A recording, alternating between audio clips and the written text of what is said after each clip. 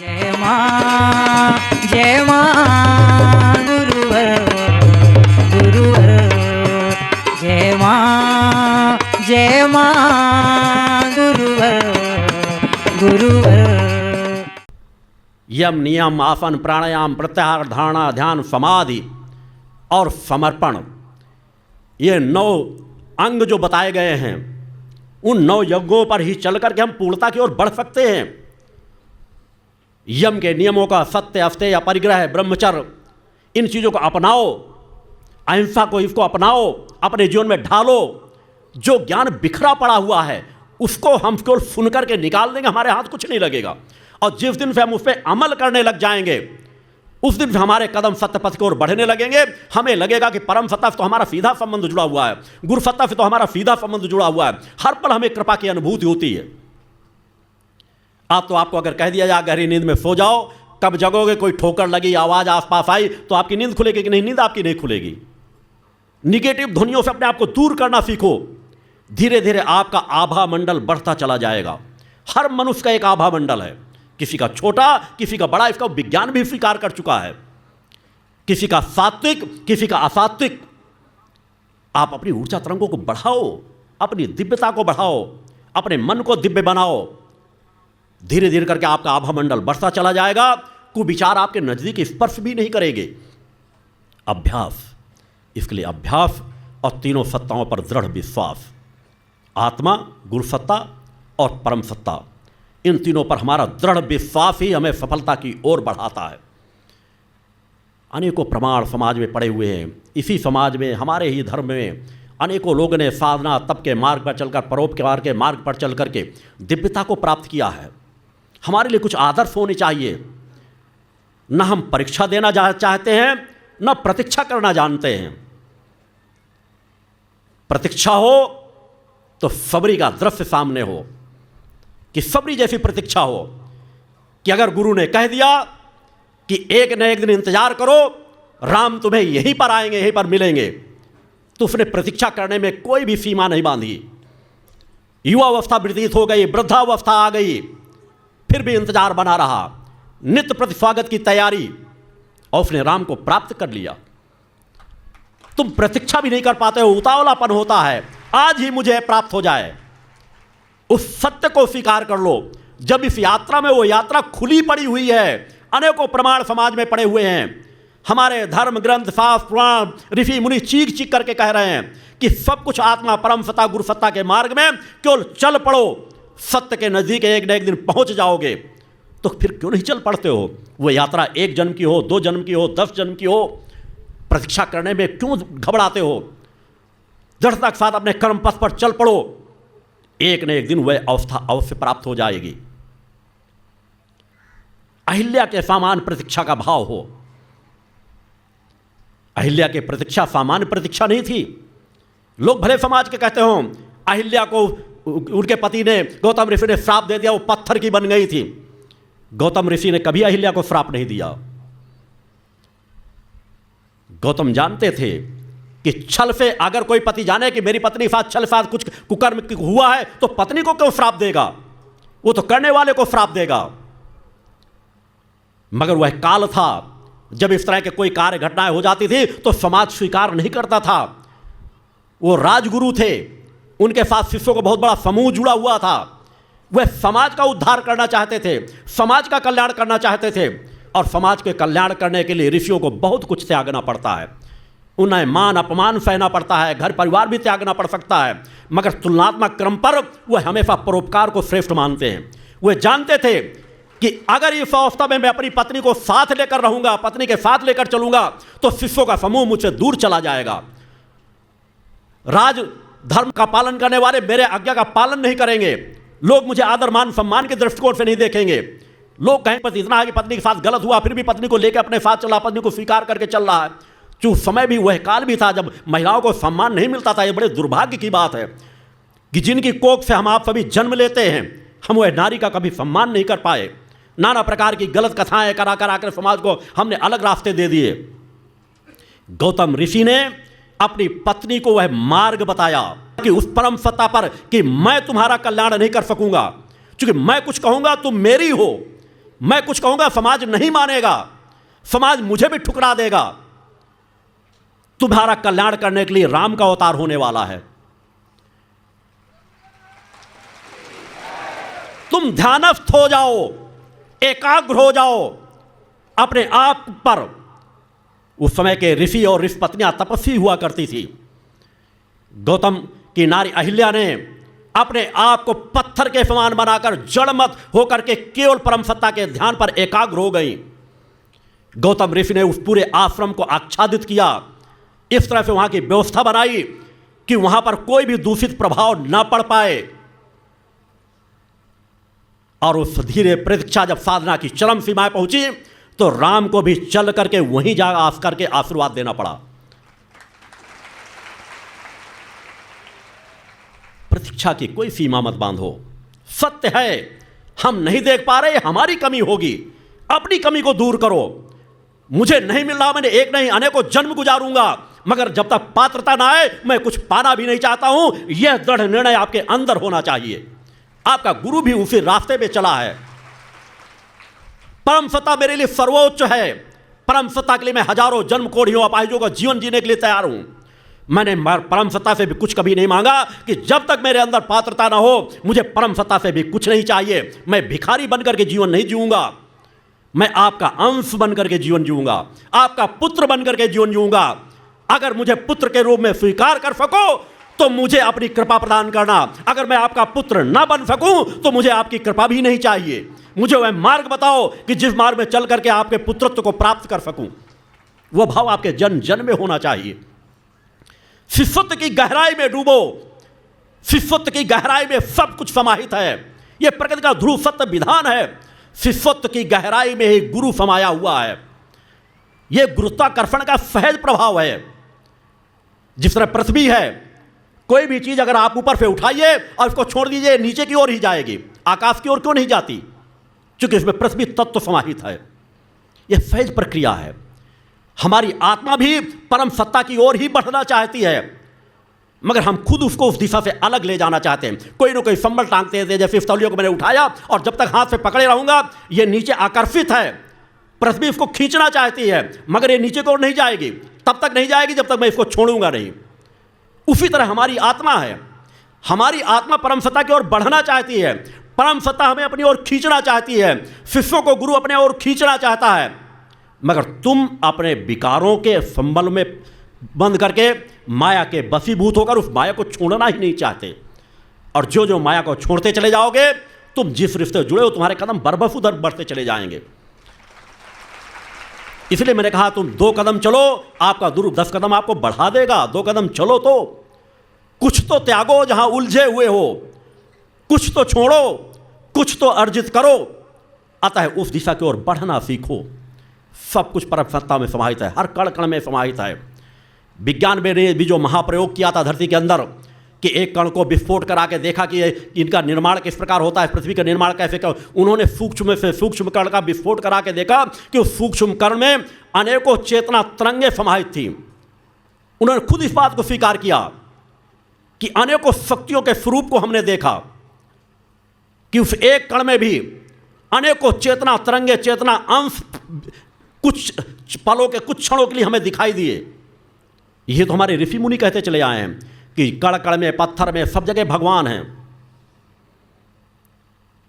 प्रहलाद ने यही सब कुछ तो सिखाया कि एक खंभे में भी भगवान हैं। तुम मान लो, अगर सत्य स्वीकार कर लो तो तुम्हें सब जगह भगवान दिखाई देने लगेंगे। नहीं मानोगे तो कुछ भी हासिल नहीं हो सकेगा। तो पहले हमें मानना पड़ेगा। और जिस दिन हम दृढ़ता से मान लें तो हम आश्रम में रहें, आश्रम से बाहर रहें, अपने घर पे भी रहें, तो हम उतनी ही ऊर्जा उसी प्रकार प्राप्त कर सकते हैं। जिस तरह आप मेरे नज़दीक बैठ करके एकाग्र हो, उस तरह आपके समाज के बीच भी मन एकाग्र रह सकता है। मगर केवल हर पल सचेत रहो कि मुझे अपनी आत्मा में आवरण नहीं पड़ने देना। जो पढ़ चुके हैं उन्हें उतारने के लिए ध्यान, साधना, तप के मार्ग पर चलना है। मुझे परोपकार के मार्ग पर चलना है। इसके लिए प्रयास करना पड़ेगा। मगर होता है कि आप यहाँ थोड़ा सा संतुलित हो, यहाँ से जाते ही आश्रम से बाहर गए, यहाँ सब लोग एक साथ भंडारे में भोजन करते हो, कोई जातीता, कोई छुआछूत नहीं, कोई नहीं कौन बना रहा है कौन नहीं बना रहा। घर यहाँ से गए नहीं, वो इस जाति का है, इसका पानी नहीं पिएंगे, वो इस जाति का, उसका बनाया हुआ नहीं खाएंगे।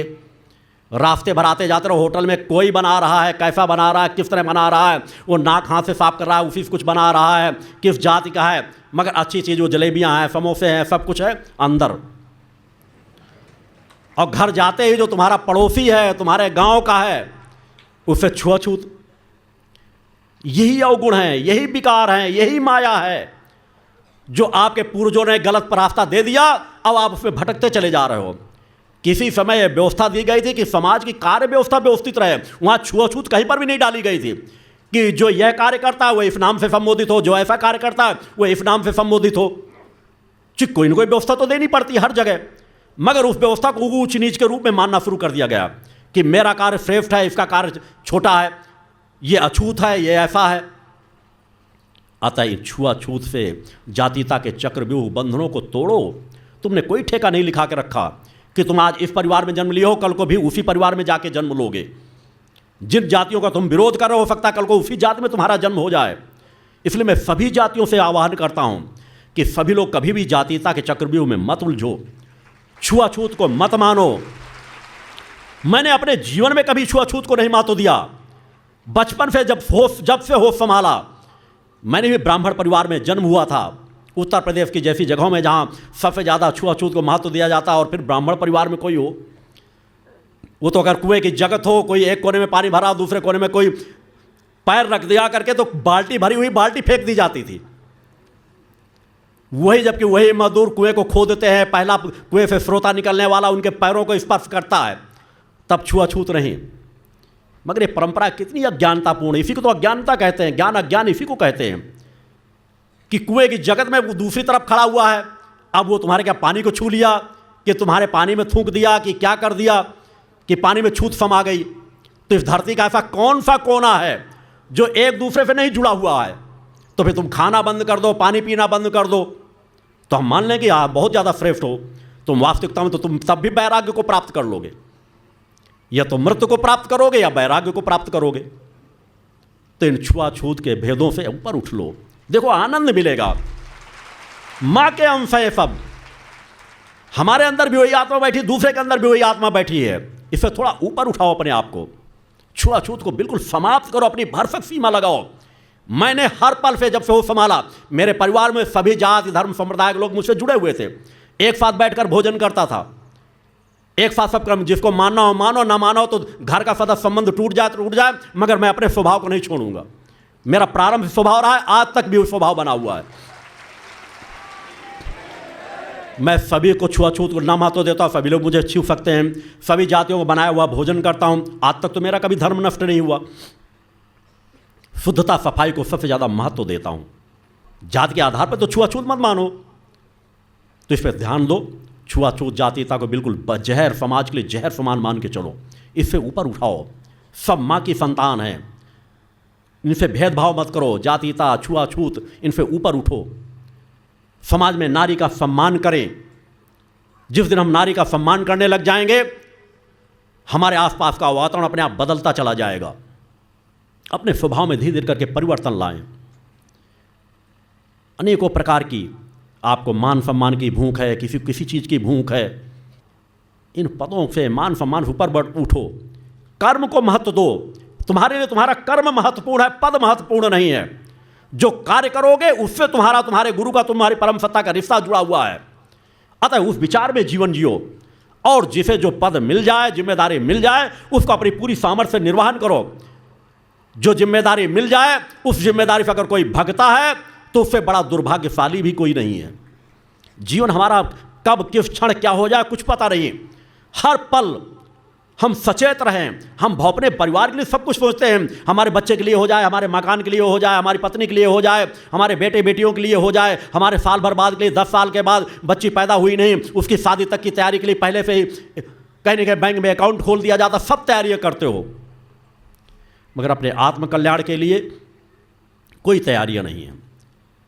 परोपकार से, जिससे तुम्हें सत्कर्म के लिए, जिससे तुम्हें फल प्राप्त होना, जिससे जन्म दर जन्म तुम अपने स्तर को ऊपर उठाते चले जाओगे, उसके लिए भी सचेत रहो, उसके लिए भी सजग रहो कि मुझे यह क्षण मिला हुआ है, मुझे आज का दिन मिला हुआ है, इसको मुझे उपयोग कर लेना है, इसका दुरुपयोग ना होने पाए। उस भावना से आगे बढ़ो। परोपकारी जीवन बनाओ कि मुझे किसी न किसी का परोपकार करना है, मुझे प्रयास करना है कि मैं अपने जीवन के रहे कम कुछ लोगों को तो बदलूंगा ही, कुछ लोगों के अंदर समाज कलकाल को तो हटाऊंगा ही, मुझे जितना ज्ञान है उस ज्ञान को समाज में बांटूंगा ही। अज्ञान को सिर्फ और सिर्फ ज्ञान से नष्ट किया जा सकता है। और संगठन की शक्ति अलौकिक शक्ति होती है। जिस तरह एक यदि या तो स्थित प्रज्ञ हो, परम ज्ञानी हो, तो निश्चित हो हजारों अज्ञानियों के बीच भी होगा तो हजारों अज्ञानियों का अज्ञान उसके ऊपर कभी प्रभाव नहीं जमा पाएगा। मगर समाज के बेटों ना अगर किसके पास संक्षिप्त ज्ञान हो, कम ज्ञान हो, वो सैकड़ों कुसंस्कारियों के बीच यदि अपना जीवन शराबियों के बीच गुजारने लगे, नास्तिकों के बीच गुजारने लगे, तो उनकी बातें सुनते सुनते उसके अंदर भी नास्तिकता आ जाएगी। तो इसलिए हर पल सजग रहो। तुम्हारे अंदर पूरी पूर्णता नहीं है, तुम्हें अकेले अकेले कुछ नहीं कर सकोगे, तुम्हें संगठित होना पड़ेगा। इसलिए भक्ति मानव कल्याण संगठन का गठन किया गया है। संगठन में बहुत बड़ी शक्ति होती है। जिस तरह हाथ की उंगलियां एक एक करके वह ताकत वह उपयोग नहीं कर सकती, जो पांचों अगर मिल जाए वह उपयोग कर लेती हैं। संगठन के साथ संगठित हो। वर्तमान के कलिकाल को, भयावह वातावरण को, अनियत अन्याय अधर्म के समाप्त करने के लिए केवल और केवल भक्ति मानव कल्याण संगठन की विचारधारा ही समाज में वह परिवर्तन ला सकती है, दूसरी धारा नहीं। क्योंकि आपके अंदर साधक प्रवृत्ति डाली जा रही है, आपको उस दिशा में बढ़ाने के लिए अपना गुरु, आपका गुरु अपना सर्वस्व जीवन समर्पित कर रहा है, नित्य प्रति अपनी चेतना तरंगे समर्पित कर रहा है। मैंने अपने अस्तित्व को मिटाने का संकल्प लिया है कि मेरे शिष्यों का अस्तित्व जागृत हो, मेरा अस्तित्व कहां खो जाए इसका मुझे एहसास ही भी ना हो। मेरे शिष्य ही मेरे अस्तित्व हैं। आप अनियत अन्याय अधर्म के धर्म योद्धा बन सको, उसके लिए उठ खड़े हो। इसलिए मैं हर पल अपने सभी सुखों का त्याग करने का भाव रखता हूं। किसी पद गरिमा मेरे लिए कोई मायने नहीं रखती। मैंने कहा तीनों धाराएं जो धर्म रक्षा, राष्ट्र रक्षा, मानवता की सेवा के लिए बनाएगी, इनमें मेरी कोई लिप्तता नहीं। समाज के लिए मेरा कर्तव्य था इनको खड़ा करना। हमें अपने आप को कर्म करना। परम सत्ता हमारे अंदर क्षमता दे रही है, आपके अंदर परम सत्ता बैठी हुई है। हमें परम सत्ता के बताए हुए मार्ग पर चलना है। एक न एक दिन आप सफल अवश्य होगे। और सकता है संगठित विचारधारा बना के कार्य करो। जिस दिन मैंने भक्ति मानव कल्याण संगठन का गठन किया था, एक एक दो कार्यकर्ताओं से ही मैंने आगे बढ़ाया था। आज वही लाखों लाखों कार्यकर्ताओं में बदल करके करोड़ों करोड़ों लोगों में वो भावना पैदा हो चुकी है। आज 1 लाख से अधिक कार्यकर्ता देश के कोने कोने में भक्ति मानव कल्याण संगठन की विचारधारा को लेकर के कार्य कर रहे हैं। दसियों हजार स्वयंसेवी कार्यकर्ता की भावना से समाज के बीच कार्य कर रहे हैं। यह परिवर्तन अगर इतने कम समय में आ सकता है तो आप लोग इतने सब लोग मिल करके बहुत कुछ कर सकते हो। आवश्यकता उस दिशा में आगे बढ़ते रहो। अगर यह प्रयास न किया गया होता तो आज जो लाखों लाखों लोग नशा मुक्त जीवन जी रहे हैं वो नशा मुक्त जीवन न जी रहे होते। आज लाखों परिवार ऐसे हैं जिन्होंने छुआछूत को समाप्त किया है, जातीयता को समाप्त किया है, अपने अवगुणों का त्याग किया है। जब आप कर सकते हो तो आप दूसरों से भी करा सकते हो। आवश्यकता है प्रयास करो। इसीलिए कि आपका गुरु हर पल इन चीज़ों में, हर पल यहाँ एकांत साधनाओं में रत रहता है, चिंतन रत रहता है। कोई कार्यक्रम मेरा एक पल भी नहीं, मैं आपको चिंतन दे रहा हूं तब भी मैं मां से एकाग्र हूं। एक क्षण मेरा कोई कार्य कर रहा हूं तब भी हर पल मुझे परम सत्ता से मेरी एकाकार की स्थिति बनी हुई है। मेरे लक्ष्य की ओर मेरा चिंतन बना हुआ है, मुझे क्या करना है इस पर चिंतन बना हुआ। एक मनुष्य एक साथ सैकड़ों विचारधाराओं को लेकर कार्य कर सकता है।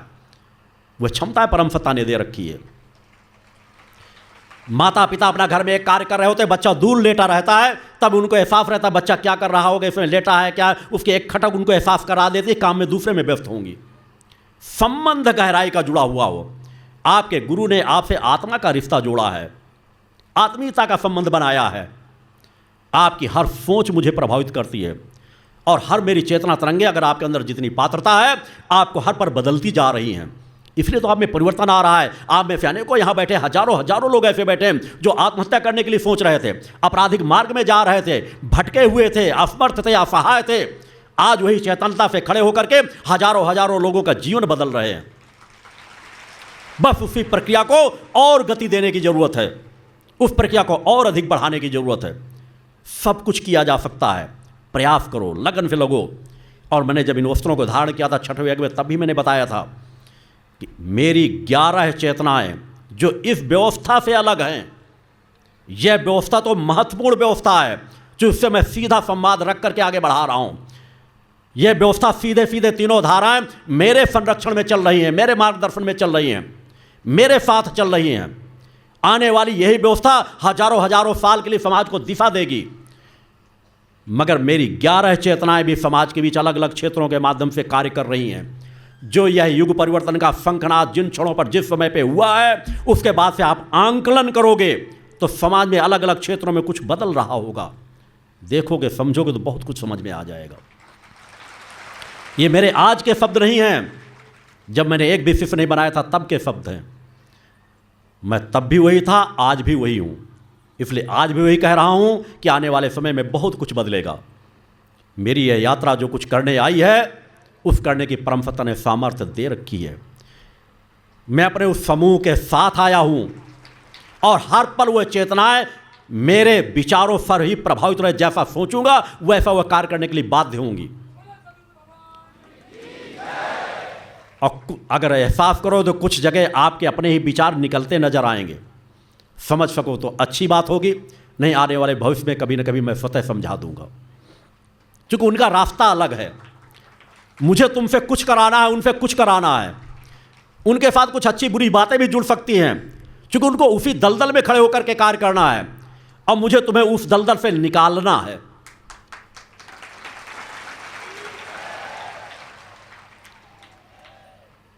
यह व्यवस्था एक लंबी व्यवस्था है। यह माँ की व्यवस्था सामान्य व्यवस्था नहीं है। आप जिस भूतल पर बैठे हुए हो, यह विश्व की धर्म धुरी बनेगी।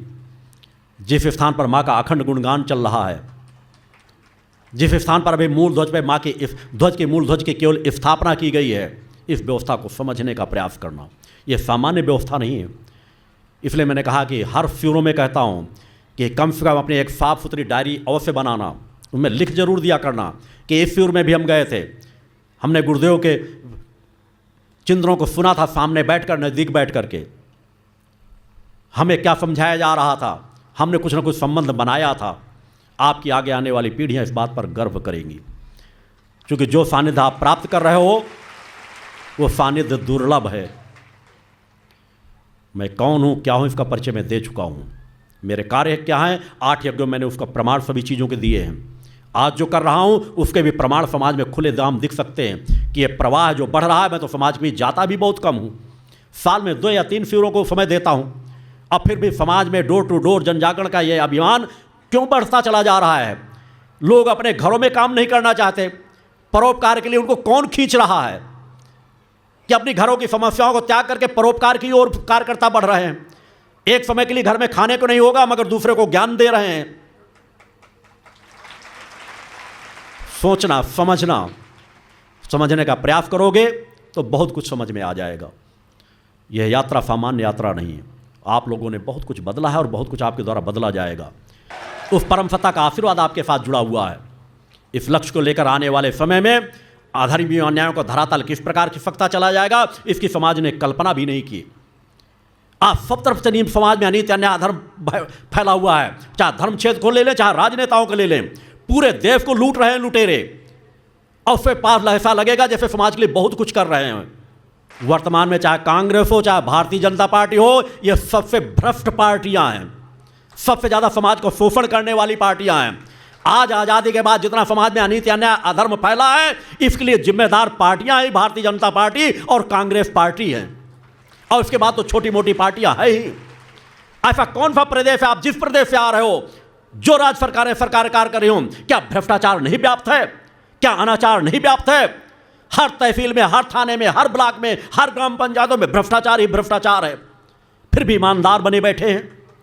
एक एक मुख्यमंत्री जो 5 साल के लिए मुख्यमंत्री बन जाता है, लाखों लाखों नहीं, करोड़ों करोड़ों, अरबों अरबों की संपत्ति इकट्ठा कर लेता है और फिर भी अपने आप को ईमानदार कहता है।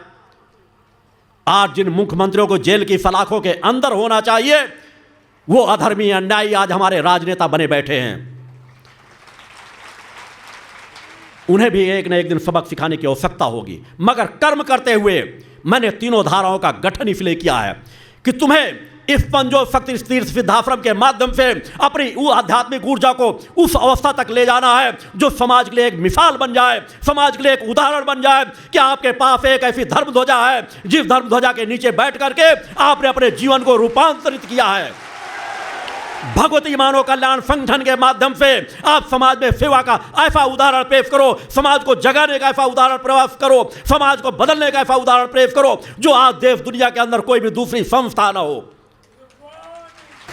और भारतीय सचेतना पार्टी के माध्यम से समाज को जगाओ, समाज को संगठित करो। वक्त लगेगा, अभी आपको राजसत्ता की आवश्यकता नहीं, अभी आपको जनसत्ता की आवश्यकता है, अभी आपको आगे बढ़ने की आवश्यकता नहीं, अभी आपको समाज की ओर बढ़ने की जरूरत है। जिस दिन तुम समाज में बढ़ने में सफल हो जाओगे, समाज से अपना संबंध जोड़ने में सफल हो जाओगे, उस दिन राजसत्ता की सीढ़ियां भी मैं चढ़ा दूंगा। मैंने किसी चीज को अपने लिए गठन नहीं किया, मेरा पूरा जीवन अग्नि के समक्ष गुजरना है। मेरे अभी 100 यज्ञ शेष पड़े हैं, एक एक यज्ञ में 11-11 दिन 8-8 घंटे मुझे अग्नि के समक्ष बैठना है।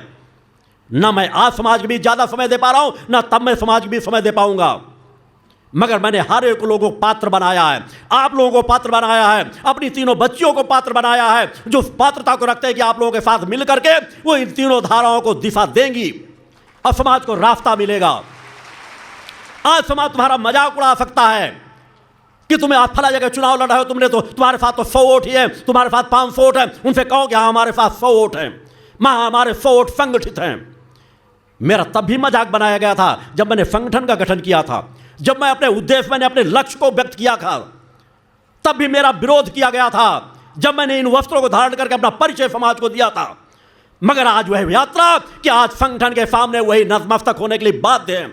जो संगठन का विरोध करते थे वही संगठन के सामने घुटने टेक रहे हैं। जब मैंने पंचो शक्ति सिद्धाश्रम की स्थापना की थी तो एक छप्पर में, एक राउटी में आकर जब मैंने डेरा डाला था, तब भी लोगों ने मेरा मजाक उड़ाया था कि एक झोपड़ी में रहने वाला, एक छप्पर में रहने वाले क्या इसको धर्मधुरी बना पाएंगे?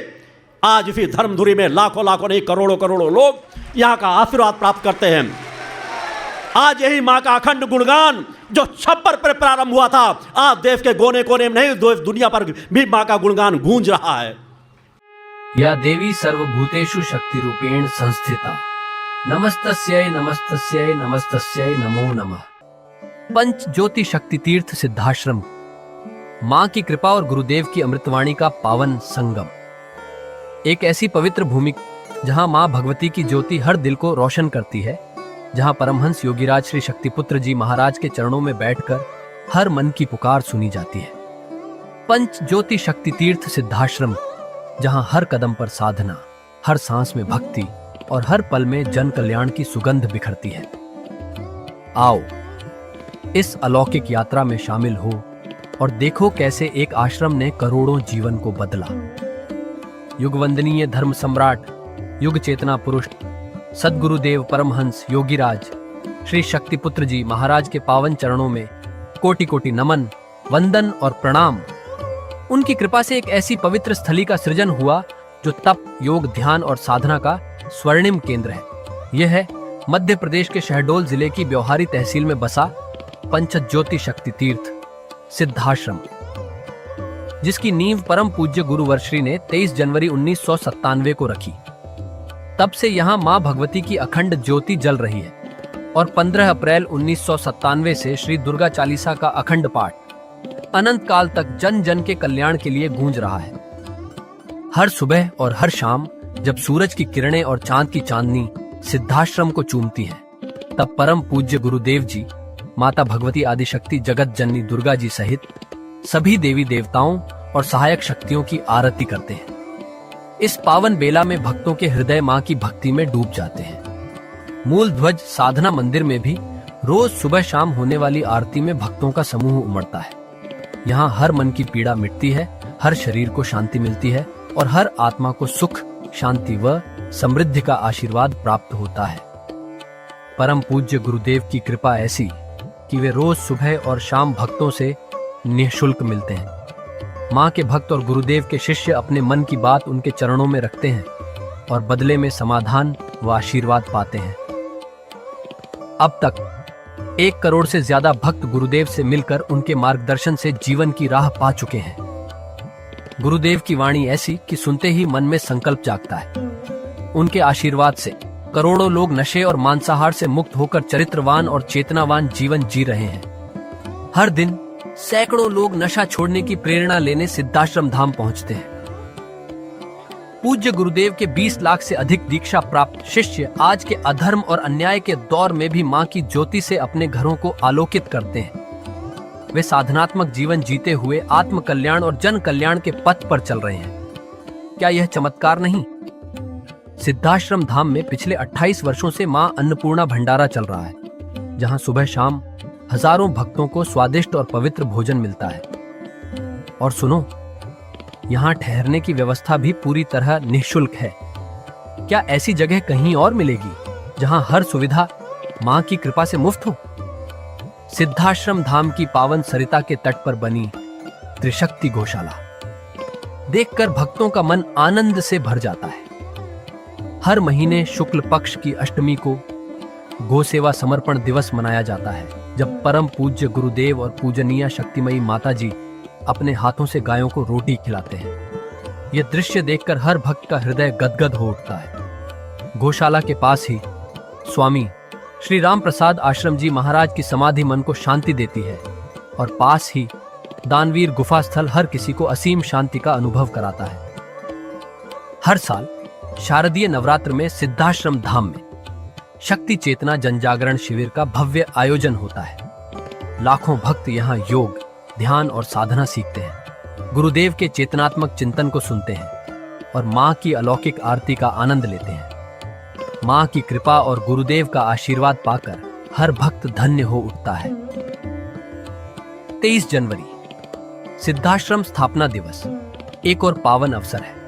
इस दिन अखिल भारतीय सिद्धाश्रम दौड़ प्रतियोगिता, योग भारती सामूहिक विवाह और शाम को सुर संध्या व कवि सम्मेलन का आयोजन होता है। क्या मजा है जब भक्ति और संस्कृति का ऐसा संगम देखने को मिलता है। सिद्धाश्रम धाम का जनसंपर्क कार्यालय हर जानकारी का खजाना है। यहाँ से मासिक सिद्धाश्रम पत्रिका और साप्ताहिक संकल्प शक्ति अखबार मिलता है, जिसमें गुरुदेव की ऋषिवाणी और प्रेरक लेख पढ़ने को मिलते हैं। और हाँ, यहाँ माँ के प्रसाद के रूप में शक्ति जल भी निःशुल्क मिलता है। इस शक्ति जल ने करोड़ों लोगों को नशे और बीमारियों से मुक्त कर चेतनात्मक ऊर्जा दी है। क्या यह मां की कृपा नहीं? जन कल्याण का एक और अनुपम उदाहरण है निःशुल्क वस्त्र सहायता केंद्र, जहां लाखों जरूरतमंदों को कपड़े दिए गए हैं। यह सिलसिला आज भी अनवरत चल रहा है। सिद्धाश्रम धाम में पौधारोपण का भी बड़ा काम होता है। परम पूज्य गुरुदेव जी महाराज एवं पूजनीय शक्तिमयी माता जी स्वयं समय समय पर पौधारोपण करके पर्यावरण को बढ़ावा देते हैं। सिद्धाश्रम धाम में अनेक प्रकार के फल, फूल और औषधियों के हजारों पेड़ों की हरियाली देखकर मन प्रसन्न हो जाता है। सिद्धाश्रम धाम में विभिन्न प्रकार की हरी सब्जियां उगाई जाती हैं, जो निःशुल्क चल रहे मां अन्नपूर्णा भंडारे में प्रयोग की जाती है। परम पूज्य गुरुदेव जी ने मानवता, धर्म रक्षा और राष्ट्र रक्षा के लिए 3 धाराएं बनाई हैं। भगवती मानव कल्याण संगठन, पंचज्योति शक्ति तीर्थ सिद्धाश्रम और भारतीय शक्ति चेतना पार्टी 15 मार्च 1995 को बने। भगवती मानव कल्याण संगठन के 1 लाख से ज्यादा कार्यकर्ता नशा मुक्त, चरित्रवान और परोपकारी समाज बनाने में जुटे हैं। संगठन का नशा विरोधी आंदोलन इतना प्रभावी है कि पिछले कुछ सालों में 2000 से ज्यादा अवैध शराब माफियाओं पर कार्रवाई हुई।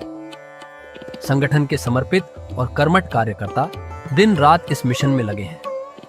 Siddhashram Ayurveda and food products के जरिए शुद्ध दवाएं और खाद्य पदार्थ बनाए जाते हैं। इन्हें लेने या व्यापार के लिए एजेंसी पाने के इच्छुक लोग संपर्क कर सकते हैं। आओ सिद्धाश्रम की इस पावन यात्रा का हिस्सा बनो। यहाँ माँ का अखंड गुणगान सुनो, साधना में डूबो और परम पूज्य गुरुदेव के दर्शन कर जीवन को धन्य करो। भगवती मानव कल्याण संगठन तुम्हें मानवता, धर्म और राष्ट्र की सेवा में शामिल होने का सादर न्योता देता है। जय माता की, जय गुरुवर की। जय मां, जय मां।